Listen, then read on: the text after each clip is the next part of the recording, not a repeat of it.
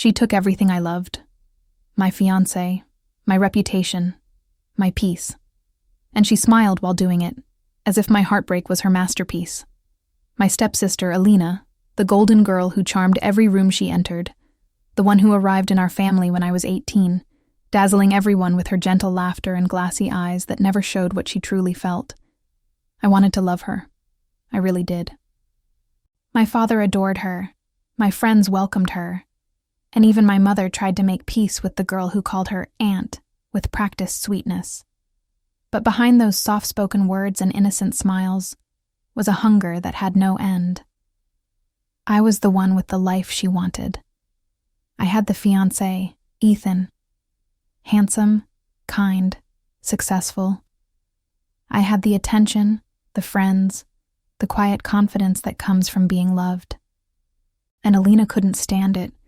It started small. She'd borrow my clothes and return them with her perfume lingering on the fabric. She'd compliment Ethan a little too warmly, touch his arm when she laughed, call him by the nickname only I used. I told myself I was overthinking, that she was just trying to fit in. That's what good sisters do, right? They share. But Alina didn't want to share. She wanted to replace. And she knew exactly how to make it happen. One by one, she began turning people against me, with her delicate sighs and trembling lips. She told Ethan I was too controlling, told my friends I was jealous, told my father I was distant, ungrateful, lost. It was like watching a spider spin a web around my life, thread by thread, while I smiled and pretended not to feel it tighten. Then came the night everything shattered. I walked into Ethan's apartment to surprise him with dinner after his business trip. But it was me who was surprised. Alina was there, wearing the necklace he'd given me on our anniversary. Her hair tousled, her lips swollen, his shirt draped over her shoulders. They froze when they saw me, like two thieves caught in daylight. I didn't scream. I didn't throw anything. I just stared at them, my mind trying to catch up with the image in front of me. Ethan stammered excuses, his voice shaking.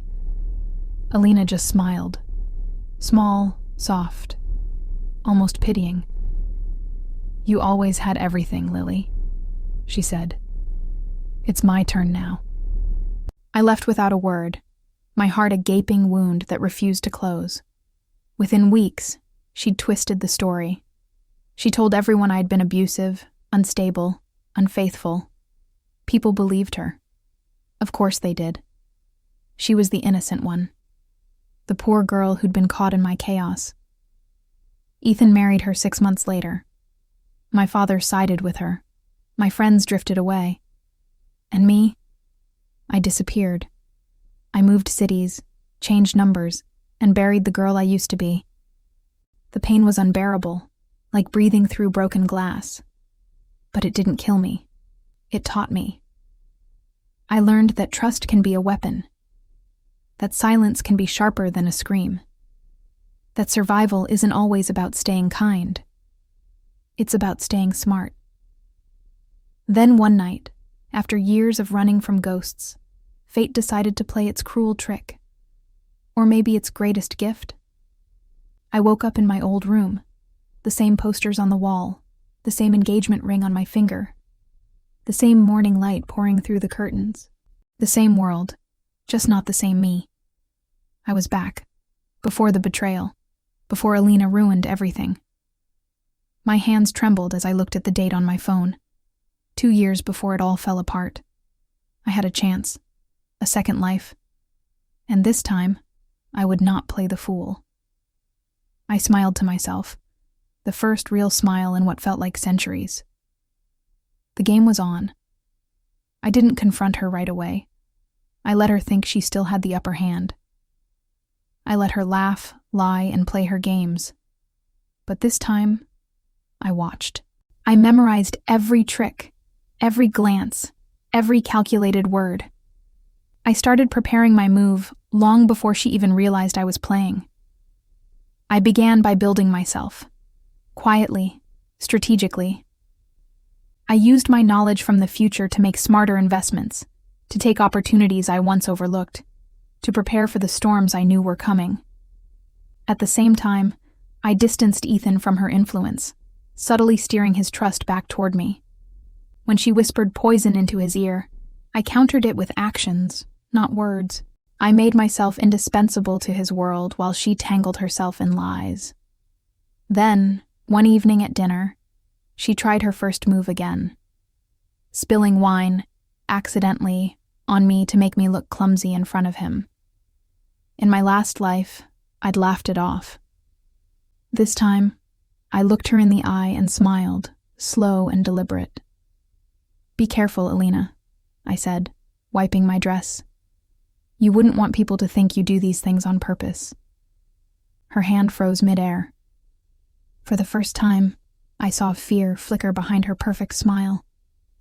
From that moment on, she knew I wasn't the same sister she could manipulate. I started planting seeds, small, subtle ones that would bloom into her downfall. I whispered truths into the right ears, let a few documents fall into the right hands. I didn't need to ruin her outright. I just had to let people see who she truly was. The same charm that once fooled them now worked against her. They began noticing her inconsistencies, her sudden defensiveness, her fake tears. Ethan began doubting her. My father began questioning her stories. And as for me, I kept rising. I opened a design studio, one I never had the courage to start before. My work drew attention quickly. Within a year, my name was on everyone else's lips, the girl who came from nothing and built an empire of her own. People saw me as elegant, untouchable, radiant. Alina watched from the sidelines, her envy growing like a poison she could no longer control. Then came the final blow. I exposed the truth she'd hidden even from Ethan, the secret affair she had with his business partner, the one she thought she'd buried with deleted messages and fake tears. I didn't need to lie or manipulate. I simply let the evidence speak for itself. The day Ethan confronted her, I wasn't there. I didn't need to be. The sound of glass shattering in their perfect little world was enough. Alina's mask finally broke. The same people who once adored her turned their backs. Her friends vanished, her marriage crumbled, her reputation collapsed. She tried to reach out to me, of course. They always do. I remember the look on her face when she came to my office. Pale, desperate, trembling. "Lily," she whispered, "you don't understand. I didn't mean—" "You meant every word," I said, standing tall behind my desk. "You meant every lie, every smile, every betrayal. And now you can mean every consequence." She started to cry, but I felt nothing. Pity was a luxury I no longer offered. "You took everything from me once," I said quietly. "But you gave me something greater. Clarity. Strength. Purpose. You didn't steal my life, Alina. You built the woman who would surpass you." She left that day with her head bowed, and I never saw her again. Rumor says she lives quietly now, far away, her beauty fading with her bitterness. As for me, I've built something indestructible, a business empire, a life that's truly mine. I no longer live for anyone's approval or affection. I don't need revenge anymore. I became the proof that I won. Sometimes when I look out over the city from my office window, I think of her. Not with anger, not even with satisfaction, just understanding. Some people are born to destroy, others are reborn to rise. She thought she could steal my fiancé, my happiness, my world. But what she really did was give me the fire to build a better one.